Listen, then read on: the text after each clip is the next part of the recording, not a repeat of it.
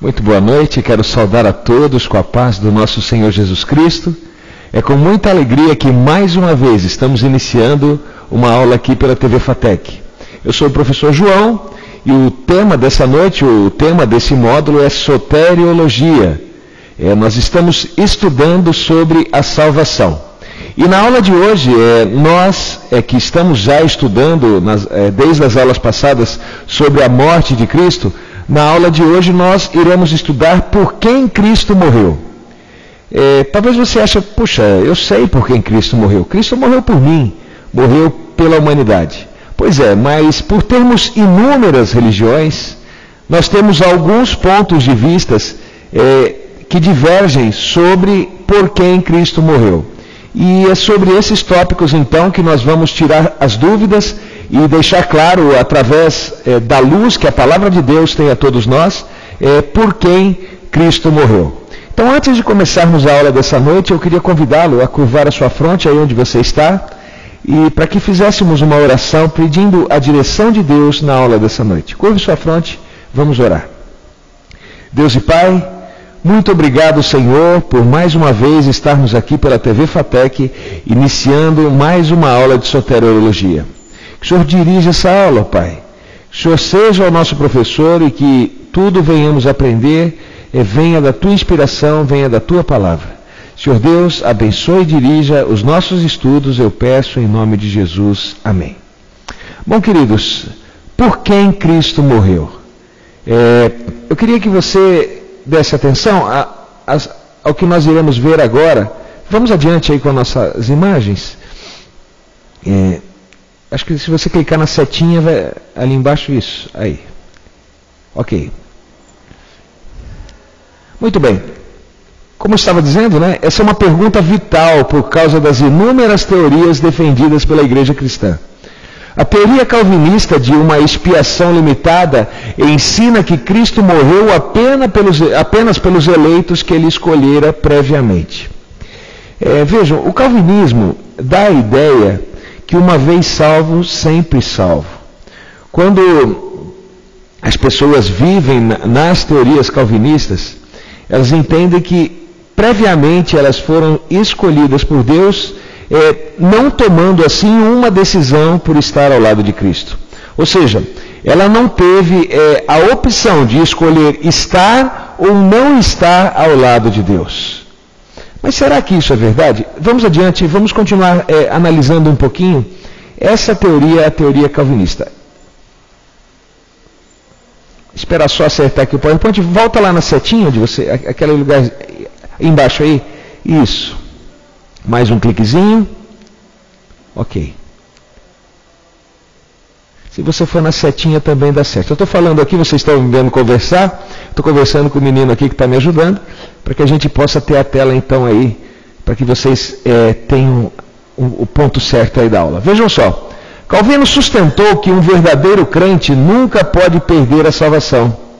Sua doutrina defende que, embora os indivíduos sejam livres e responsáveis, eles não podem escolher a salvação de sua própria vontade. Pelo contrário, Deus escolheu certos indivíduos antes do início do mundo, a quem ele gostaria de chamar a fé.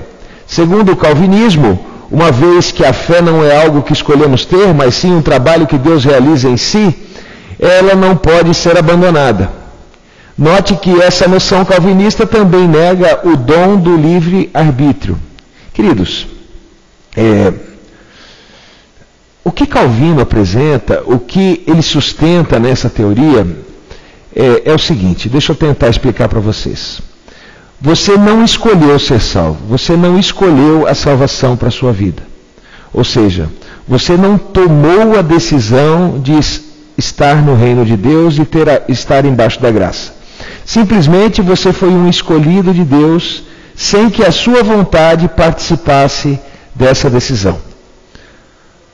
Mas vamos analisar alguma coisa antes de entrar na Bíblia. Depois eu quero mostrar os textos bíblicos para vocês. Antes de entrar na Bíblia, onde está o livre-arbítrio nessa situação? Ou seja, de acordo com o calvinismo, não há o que você faça, não há o que você decida se você um dia foi um escolhido de Deus para ser salvo, um predestinado à salvação, mesmo que você não queira a salvação, você terá a salvação. Porque uma vez salvo, sempre salvo. Ou seja, você pode roubar, você pode matar, você pode fazer o que quiser. Você já está destinado à salvação, mesmo que você viva cometendo erros, cometendo pecados. Mas será que é isso que a Bíblia diz sobre salvação? Será que essa teoria é verdadeira? Será que isso é o que nós entendemos biblicamente pela salvação? Então veja, será que Cristo morreu então somente por um grupo de pessoas que Ele mesmo selecionou e não por toda a humanidade de maneira geral? Vamos ver o que a palavra de Deus tem a nos dizer. Vamos adiante. Vamos ver o que a Bíblia diz sobre esse assunto, né? Será que uma vez salvo, sempre salvo? Será que Deus escolheu somente alguns? Será que Jesus morreu somente por alguns? Quero ler alguns textos para tirar as nossas dúvidas desse assunto. O primeiro texto que eu queria ler para vocês é Mateus capítulo 7, do verso 21 ao verso 23. Vejam. Nem todo o que me diz, Senhor, Senhor, entrará no reino dos céus, mas aquele que fizer a vontade do meu Pai que estás dos céus. Ou seja, eu não posso simplesmente dizer que amo a Deus. Eu tenho que fazer a vontade de Deus. Estar embaixo da graça é ser um guardador da lei. Como eu já disse em diversas aulas, meus queridos, nós guardamos a lei porque estamos debaixo da graça, somos salvos por Cristo. E por isso, por amor, guardamos a lei. Não é a lei que nos salva, é verdade. Mas por estarmos salvos, guardamos a lei. Essa é a característica de quem está salvo. Então veja, muitos aí vão dizer, Senhor, Senhor, eu estou salvo. E aí Deus vai dizer o seguinte, olha só, aquele que fizer a vontade de Deus, você tem feito a vontade de Deus? Você é um fiel seguidor? Você vive de acordo com a vontade de Deus? Porque se você vive de acordo com a vontade de Deus, olha, o reino dos céus é para você. Em complemento a isso, veja o que Hebreus, em capítulo 6, verso 4 a 6, nos diz.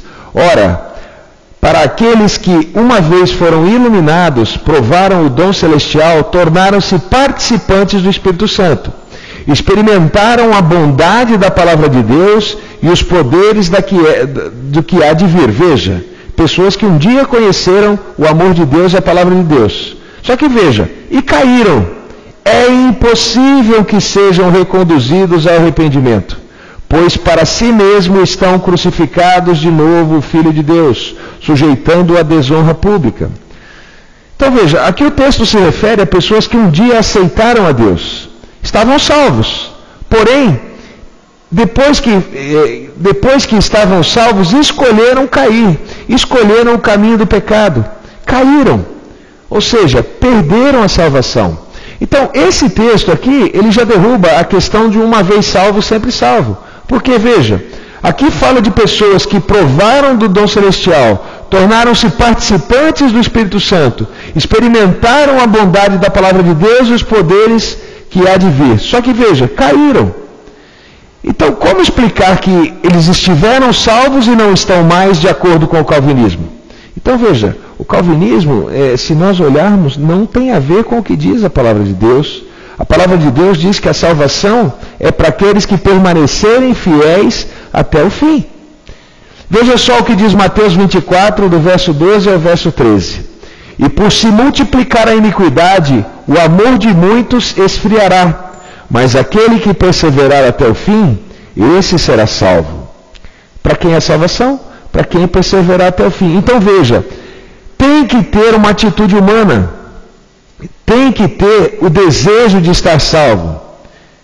A salvação é de graça, mas permanecer salvo, meus queridos, tem um preço. E esse preço é ser fiel. E ser fiel somente hoje? Não, ser fiel até o fim. Ser fiel para sempre. Durante toda a eternidade estar ao lado de Cristo e sendo fiel. Sabe, na eternidade nós não seremos mais cobrados. Por quê? Porque não mais existirá o pecado. Mas, até Jesus voltar, o pecado existirá nesse mundo. E você tem que ser fiel até a volta de Jesus. Então não é porque uma vez você entregou a vida a Cristo, não é porque uma vez você está debaixo da graça que você não corre o risco de cair. Você corre sim o risco de cair. E você pode cair, desde que você se afaste de Deus, desde que você se afaste de Jesus. Então, ore para que você não caia, permaneça firme, se alimente da palavra de Deus, tenha uma comunhão diária com Deus. A fé vem pelo ler e reler da palavra de Deus, pelo estudar, pelo ouvir da palavra de Deus. Tem feito isso todos os dias? Tem estudado da palavra de Deus? Tem aprendido mais daquilo que Deus tem para dizer para você? Veja mais um texto, 1 Pedro 4, 17 e 18. Pois chegou a hora de começar o julgamento pela casa de Deus. E se começa primeiro conosco, qual será o fim daqueles que não obedecem ao Evangelho de Deus? E se ao justo é difícil ser salvo, veja, se ao justo é difícil ser salvo. Aqui, o texto se refere àquelas pessoas que já entregaram a vida a Jesus. Então veja que para essas pessoas, o autor do texto bíblico diz o seguinte: se ao justo é difícil ser salvo, que será do ímpio e pecador? Então veja, estar debaixo da graça não quer dizer que uma vez salvo, sempre salvo. Estar debaixo da graça quer dizer que você tem que permanecer fiel até o fim. Cristo morreu por todos aqueles que permanecerem fiéis até o fim. Então não é somente a um grupo selecionado que se destina à salvação. A salvação é para todos aqueles que aceitarem a Cristo Jesus, tomarem a decisão pelo batismo, viverem uma vida cristã e serem fiéis até o fim. É para esses que é a salvação. A lei, ela revela o pecado. Então, se não há lei, não há pecado. Como somos pecadores, quer dizer, existe pecado. E o que faz nós não pecarmos? A lei. Sim, quando olhamos para a lei é como se fosse um parâmetro, uma proteção que nos diz, não transgrida isso, não ultrapasse aqui, porque se você ultrapassar, você vai pecar. E se você pecar, você está dispensando a graça, que é a salvação de Cristo Jesus na sua vida. É como se você negasse Deus, negasse o Espírito Santo na sua vida. Isso quando você peca de maneira voluntária, tá bem? Então vejam, a salvação é de graça? Sim. A graça, ela se estende a todos aqueles que aceitarem Jesus como Salvador. Agora, uma vez salvo, sempre salvo? Não. Eu tenho que permanecer fiel e fiel até o fim. Tá bem? Ficou claro isso? Vamos adiante. Vamos agora analisar os grupos, que Cristo morreu. Queria já deixar claro que Cristo morreu pela igreja, tá? Mas não somente pela igreja. Veja o que diz Efésios, capítulo 5, verso 25 ao verso 27.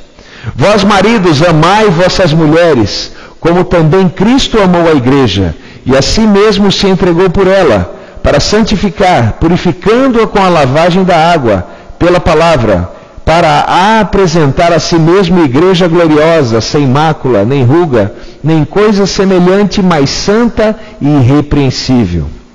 Cristo morreu pela igreja. E quem é a igreja? É as paredes? Não, a igreja é você. A igreja sou eu. A igreja é cada pessoa que está na igreja. Todos nós somos a igreja. E a igreja é o corpo de Cristo. E Cristo morreu pela igreja. Então você dizer que é cristão e não vai à igreja, isso é uma incoerência. Por quê? Porque Cristo quer que você vá à igreja, que você seja um participante. Por quê? Porque Ele deu a vida por você, igreja. Você faz parte da igreja, você é uma testemunha desse amor maravilhoso. E a igreja, ela tem que frutificar, tem que levar o amor de Deus, o amor de Cristo Jesus a todas as pessoas. Cristo morreu pela igreja, e a igreja é você. Lá no seu trabalho, a igreja é você. Na escola que você estuda, a igreja é você. Na rua, no passeio, em casa com a família, você é a igreja. É em você que as pessoas devem enxergar Cristo Jesus. E é por você que Cristo morreu, porque você é a igreja. Vamos adiante?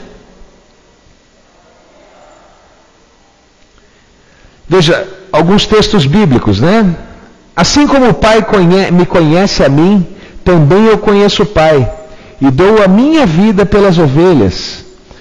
A igreja é como se fosse um aprisco, queridos, onde nós, as ovelhas, estamos.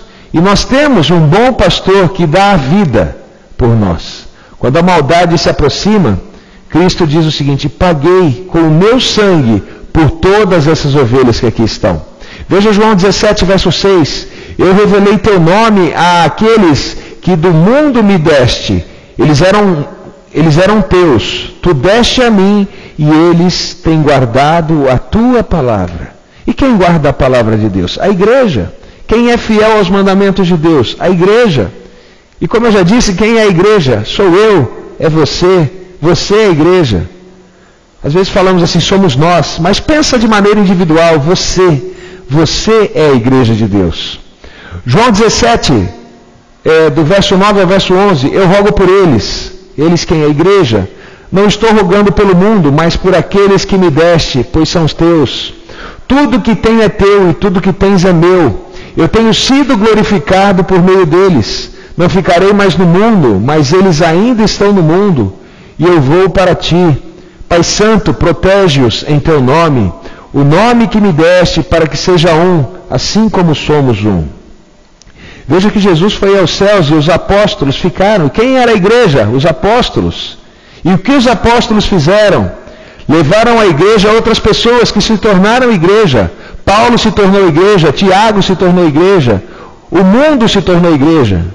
Hoje as pessoas que servem a Cristo são a igreja de Deus. E eles são de Deus. É por Cristo Jesus. E o preço pago por Cristo Jesus é que a igreja deve viver. Sabe? Jesus um dia morreu na cruz por quem? Pela igreja, por todos nós. Sinta-se importante porque você é a igreja de Deus e por você que Cristo deu o seu sangue, pagou o preço da tua salvação, te deu a graça com a sua própria vida. Vamos adiante? Agora veja, Cristo também morreu pelo mundo inteiro? Eu posso dizer a vocês que sim, está um pouco escuro aí na tela, mas veja. Isaías 53, verso 6, todos nós andávamos desgarrados como ovelhas, cada um se desviava pelo seu caminho, mas o Senhor fez cair sobre ele a iniquidade de todos nós. Existem muitas ovelhas ainda que estão fora do aprisco, queridos, e Deus também se preocupa com essas ovelhas. Deus também se importa com essas ovelhas e quer trazê-las para o seu aprisco. E sabe, um dia Deus terá um único aprisco, onde todas essas ovelhas estarão. Talvez hoje nós vemos uma diversidade muito grande de igrejas. Você segue esta igreja? A igreja que está narrada aqui na palavra de Deus? Essa é a igreja de Deus. Você tem vivido o que diz a palavra de Deus? Você tem vindo para esse aprisco? Porque veja, Deus espera, meu querido aluno, que você, mesmo hoje estando desgarrado, venha para o seu aprisco, porque Cristo morreu por todos, por toda a humanidade.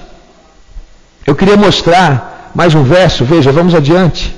Veja quando João Batista viu Cristo Jesus, qual foi as suas palavras, veja. No dia seguinte João viu a Jesus que vinha para ele, e João disse, eis o Cordeiro de Deus, que tira o pecado somente dos bonzinhos, está escrito aí?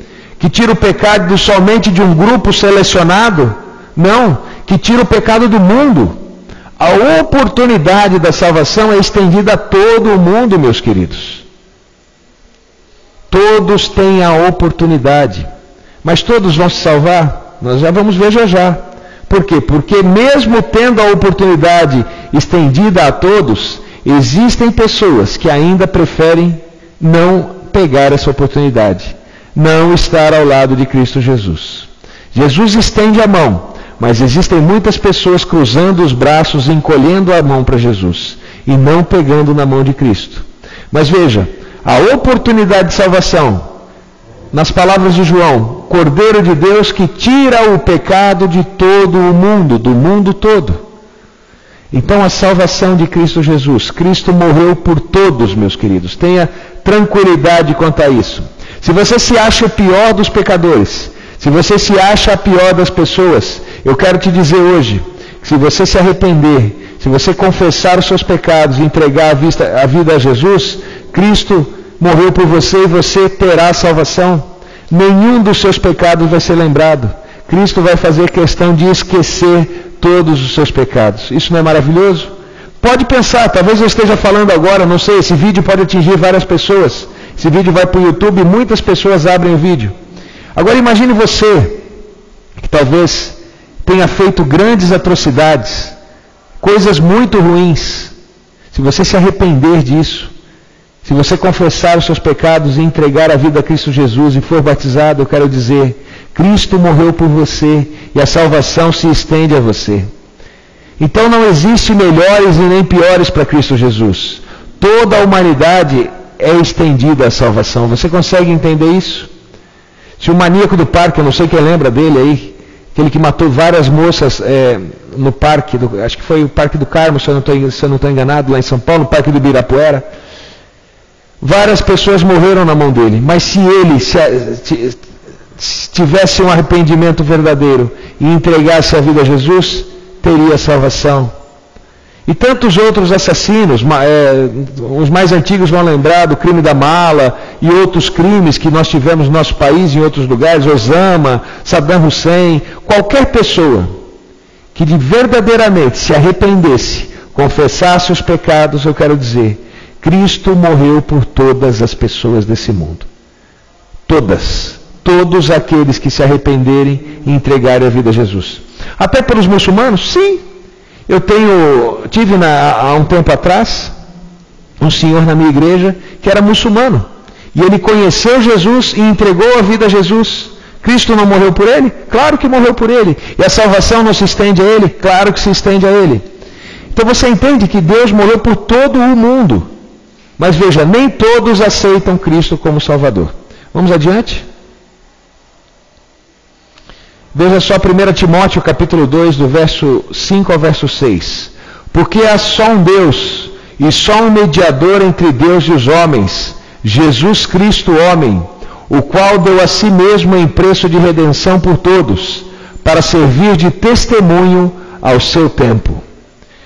Veja que o texto deixa bem claro, o qual deu a si mesmo em preço de redenção por todos. Jesus morreu por toda a humanidade. Não foi somente por algum, não foi somente por bonzinhos. A morte de Jesus está estendida a todos aqueles que aceitarem Jesus como Salvador. Abrange todo o mundo. O problema não está no sacrifício de Jesus. O problema está, meus queridos, nas pessoas que aceitam ou não aceitam aquele que por eles morreu, que é nosso Senhor Jesus. Vamos adiante?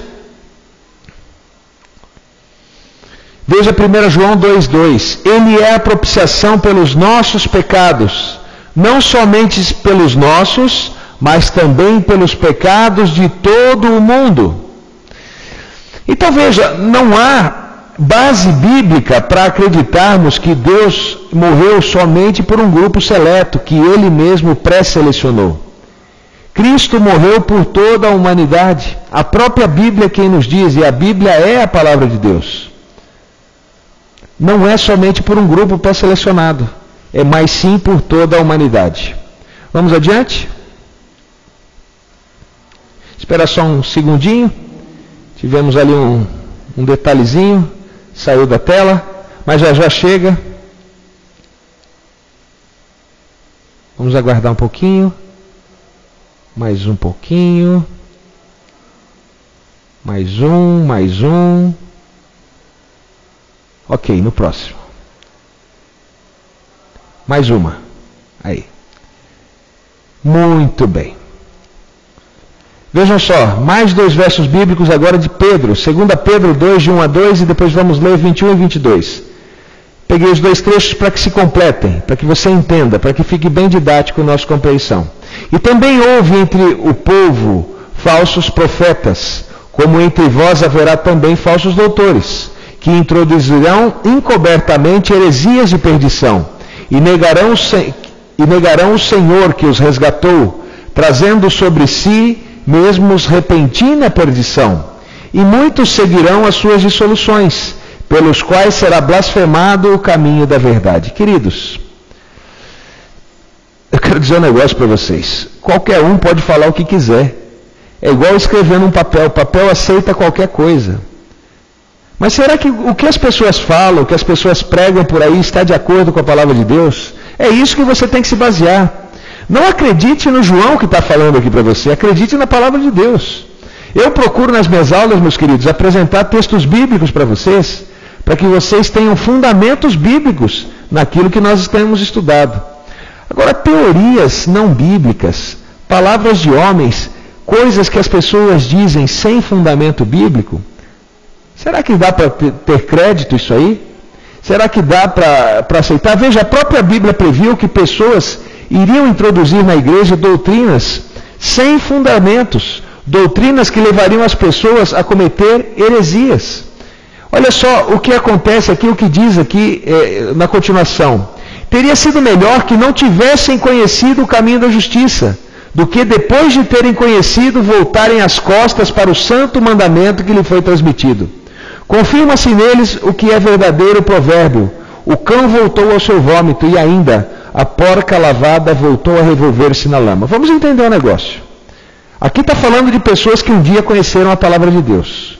Pessoas que um dia conheceram o caminho da verdade. Consequentemente, estariam salvas. Por quê? Porque entregaram a vida a Jesus. Só que veja, no meio do caminho, essas pessoas introduziram heresias na igreja. Começaram a tirar proveito da igreja em benefício próprio. Começaram a fazer da igreja um local para tirar proveito, para ganhar fama, dinheiro e poder.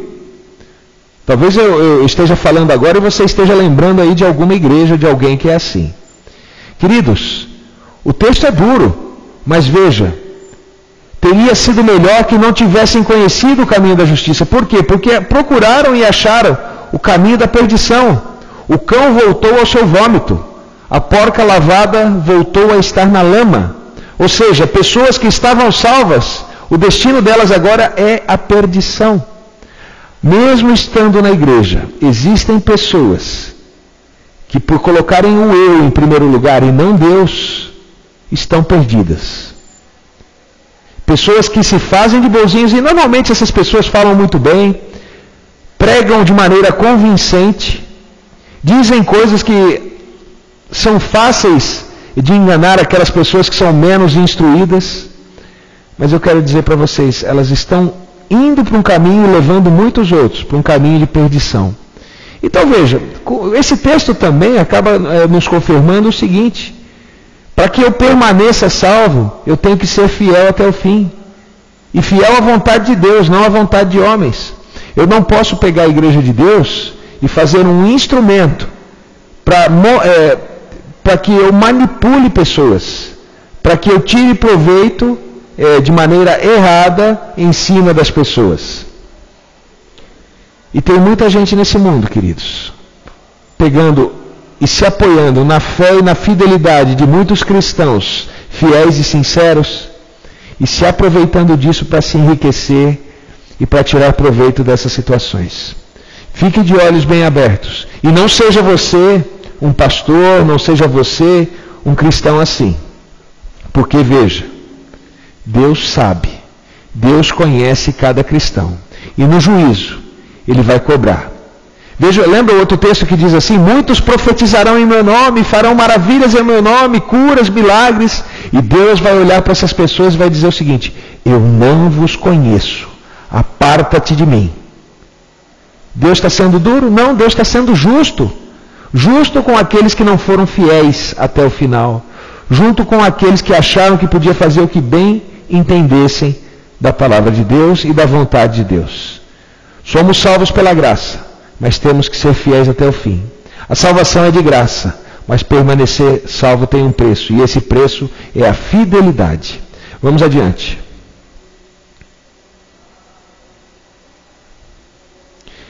Vejam só o que diz Hebreus, confirmando aqui o que eu vou ler acima para vocês. Nenhum só indivíduo, homem, mulher ou criança, será excluído das bênçãos oferecidas na expiação. Cristo pagou, queridos. A duplicata está paga. O cheque foi pago. Não tem nota promissória em teu nome. Jesus pagou com seu sangue. Assinou com o sangue o pagamento da tua salvação, da tua vida eterna.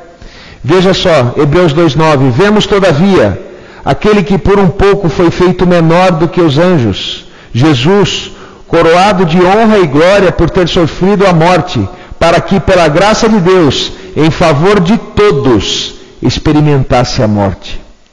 Isso inclui homem, isso inclui mulher, isso inclui crianças, isso inclui toda a humanidade. Cristo morreu por toda a humanidade, experimentou a morte, para que eu e você tivéssemos a oportunidade de salvação. Então não fique encucado achando, será que eu sou um selecionado de Deus? Será que eu sou do grupo dos 144 mil que já estão salvos? Queridos, não tenha encucamento na sua mente. Se você aceitar Jesus como teu Salvador, eu quero te dizer com toda clareza que a palavra de Deus nos dá. Você estará salvo. Você é uma pessoa, um candidato à eternidade. Mas veja, você tem que permanecer fiel. Fiel até o fim. Tá bem? Vamos adiante.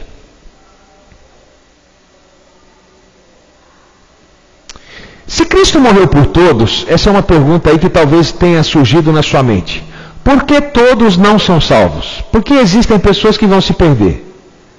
Por exemplo, Judas. Por que Judas se perdeu e não se salvou? Veja, vamos ver o que João capítulo 8, verso 24 nos diz. Eu lhes disse que vocês morrerão em seus pecados. Se vocês não crerem que eu sou, de fato morrerão em seus pecados. Imagine, eu falei de Judas, imagine a situação de Judas. Judas feito o que fez. Vendeu o Salvador por 30 moedas. Aí Judas teve remorso, não arrependimento. Ele viu que a coisa ia ficar ruim para ele. E o remorso fez com que ele fosse, até então, devolver o dinheiro. O dinheiro não foi aceito. Se naquele momento Judas se ajoelhasse e pedisse perdão a Deus, ou fosse aos pés da cruz de Jesus, que estava sendo crucificado, e pedisse perdão, Judas estaria salvo? Sim ou não? Sim. Qual foi o problema de Judas? Judas quis resolver as coisas do seu jeito, a sua maneira, e foi lá e tirou a própria vida. Teve remorso, doeu na sua consciência, mas não teve arrependimento pelo pecado. Não entregou a vida para Jesus. Pensou somente nele e de uma maneira egoísta tirou a sua própria vida. Então veja, Judas não era um dos discípulos, e quero dizer que era um dos mais inteligentes. Talvez um dos que tinham mais capacidade ali. Não era pescador, não era uma pessoa tão miserável quanto as outras, mas era sim uma pessoa das mais capazes. Ele era o tesoureiro do grupo. Agora veja, não teve sabedoria com relação à morte de Cristo Jesus, com relação ao arrependimento.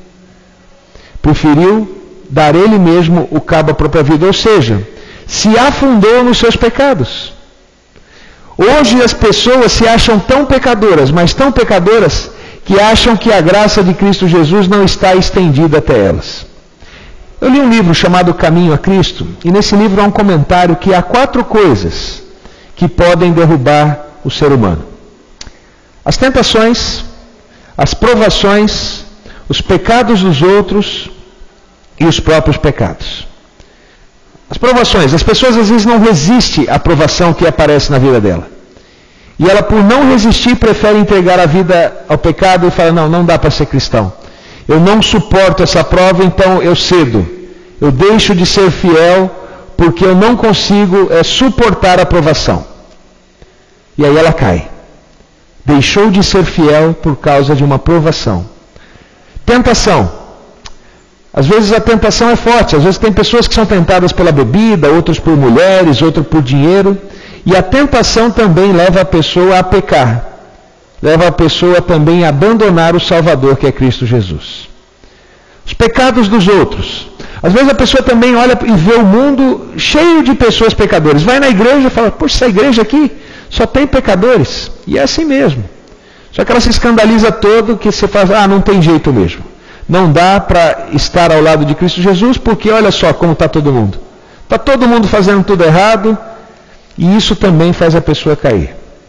E o quarto que eu falei para vocês são os próprios pecados. Às vezes a pessoa se considera tão pecadora, que acha que não tem jeito para ela. E eu quero dizer que para essas 4 coisas que eu falei, tem solução. Dá para se resistir à provação, dá para vencer as tentações, dá para amar as pessoas em vez de ficar julgando as pessoas pelos pecados que elas apresentam, e dá para entregar a vida a Jesus, mesmo sendo o pior dos pecadores.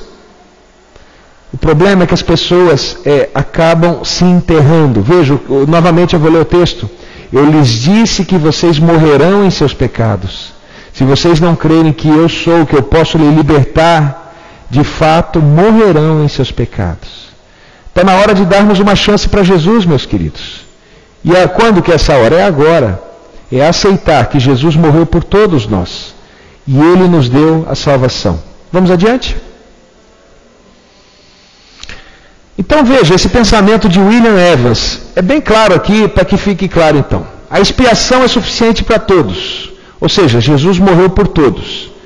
Mas veja, ela é eficiente para aqueles que creem em Cristo. Então ela atinge todo mundo? Atinge. Mas para que ela seja eficiente, para que eu esteja salvo, eu tenho que crer. Eu tenho que aceitar Jesus.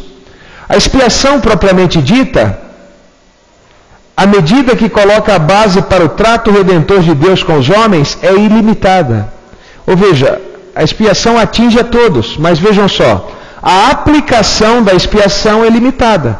A quem ela é aplicada? Aqueles que creem verdadeiramente em Cristo. Então veja, queridos, o que é crer verdadeiramente em Cristo? É viver de acordo com a sua vontade, aceitar Jesus, e viver e aceitar aquilo que Ele quer que faça. Eu creio que o que Jesus apresenta para a minha vida é o melhor, e vou ser fiel a Ele. Ele é o Salvador em potencial de todos os homens, mas efetivamente, somente dos crentes, somente daqueles que creem. Então veja, a oportunidade está a todos, mas somente vai receber quem pegar a oportunidade. É a mesma coisa que você falasse para mim, olha, eu estou com vontade de fazer uma limonada em casa. E eu digo para você, olha, ali na esquina tem um pé de limão. Quem quiser pegar limão e fazer limonada, é só ir lá e pegar o limão, está à disposição de todos. Aí eu volto na sua casa e falo assim, e aí, tomou a limonada? Daí você fala, não. Mas eu falo, por quê? Porque eu não fui buscar o limão. Você entendeu? Você poderia ter pego o limão, você poderia ter feito a limonada que você queria, mas se você não for lá e pegar o limão, não vai ter limonada. Assim também, meus queridos, é a salvação. Se você não crer, se você não aceitar Jesus como teu Salvador, você não vai estar salvo. Mas ela não está à minha disposição? Está à disposição. Mas o fato de estar à sua disposição não quer dizer que você aceitou. A droga está à disposição de muitas pessoas. Eu não uso droga. Por quê? Porque eu não aceito. Eu não quero isso para a minha vida. Mas a salvação eu quero. Então isso eu aceito. E isso então eu creio. E isso então eu faço a minha vida. Deu para entender? Vamos adiante.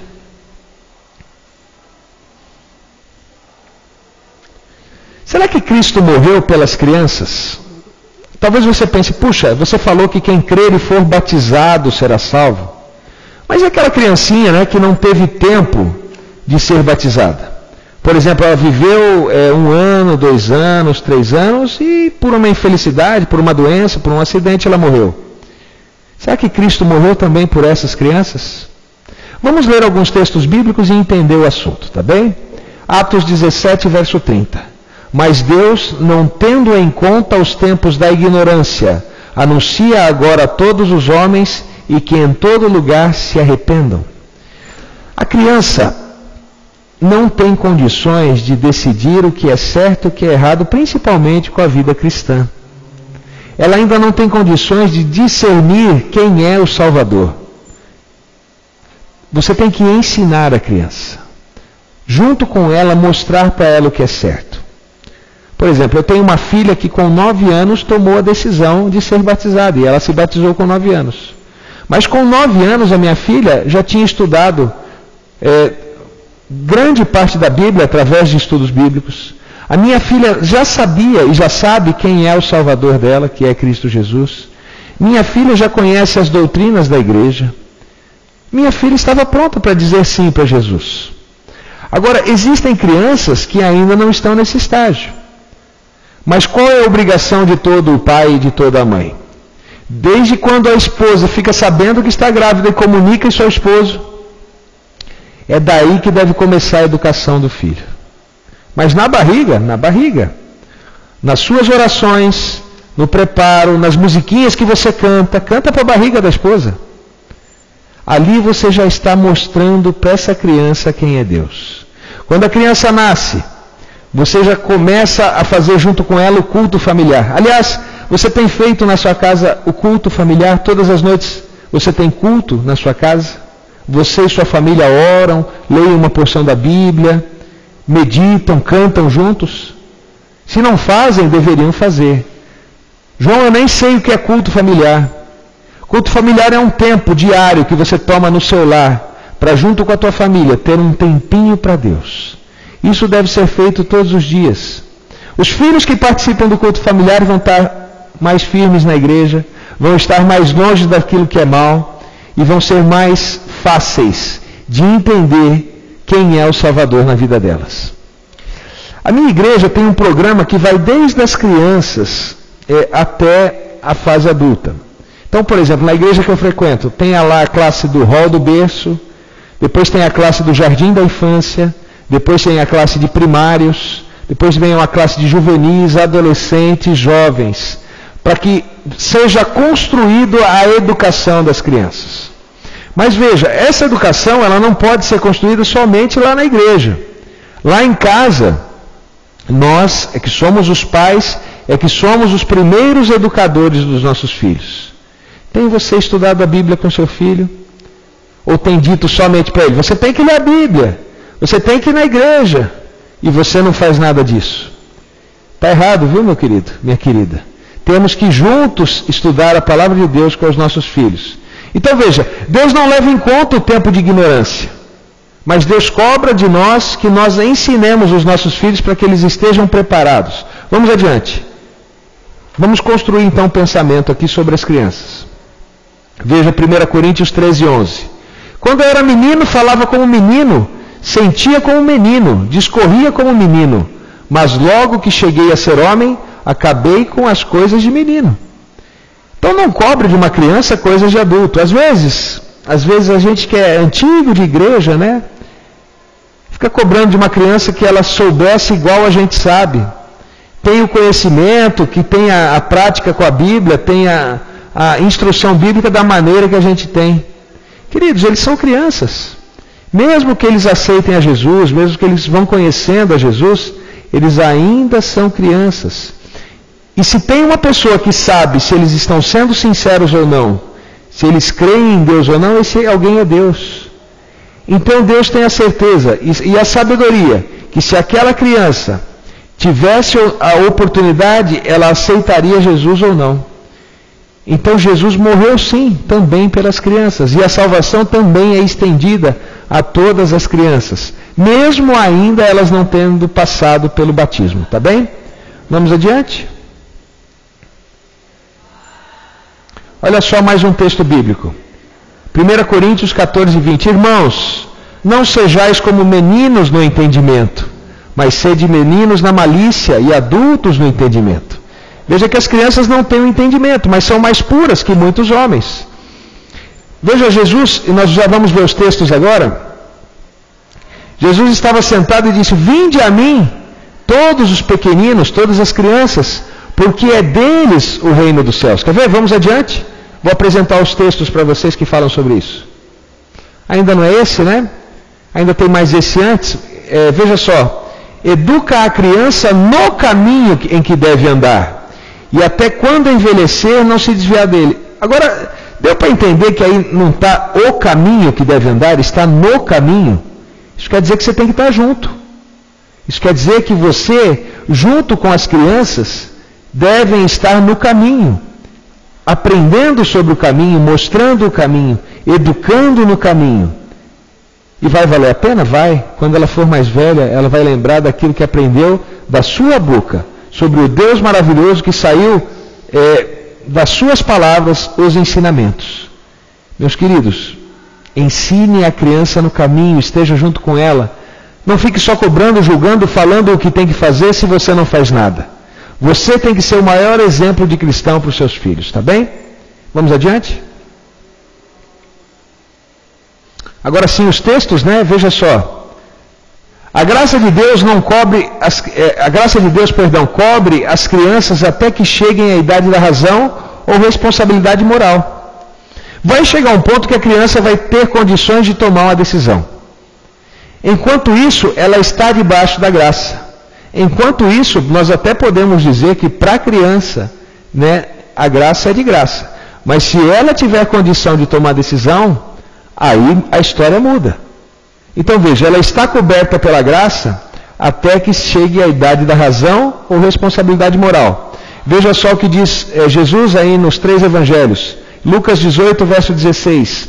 Mas Jesus, chamando-os para si, disse: deixar vir a mim os meninos, e não os impeçais, porque dos tais é o reino de Deus. É o próprio Cristo que está falando, que o reino de Deus é das crianças. Veja Mateus 19, 14, reafirmando. Jesus, porém, disse: deixai os meninos, e não os estorveis de vir a mim, porque dos tais é o reino de Deus. E Marcos diz a mesma coisa também, Marcos 10, 14. Jesus, porém, vendo isso, indignou-se e disse-lhes: deixar vir a mim os meninos, e não os impeçais, porque dos tais é o reino de Deus. De quem é o reino de Deus? Das crianças. Jesus morreu pelas crianças? Sim, os textos bíblicos são claros em nos afirmar isso. Vamos adiante?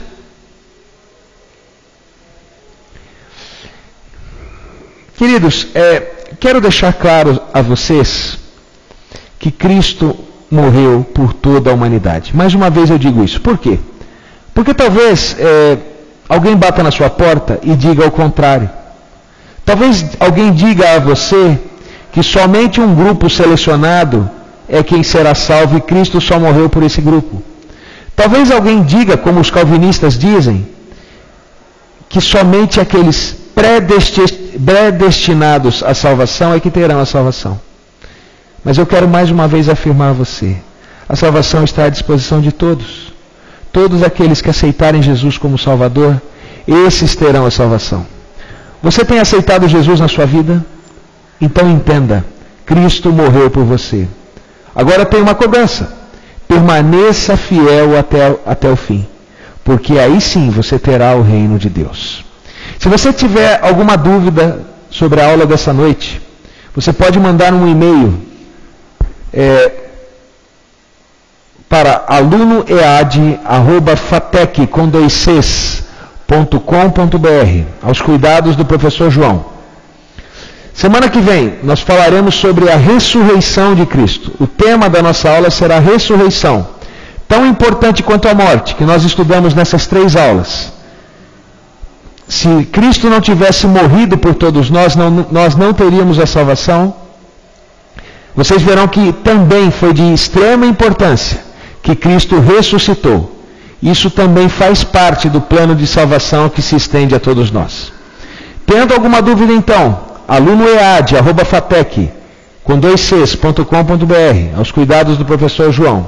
Não tendo nenhuma dúvida, eu lhe aguardo semana que vem, nesse mesmo horário, para que juntos possamos participar de mais uma aula aqui pela TV Fatec.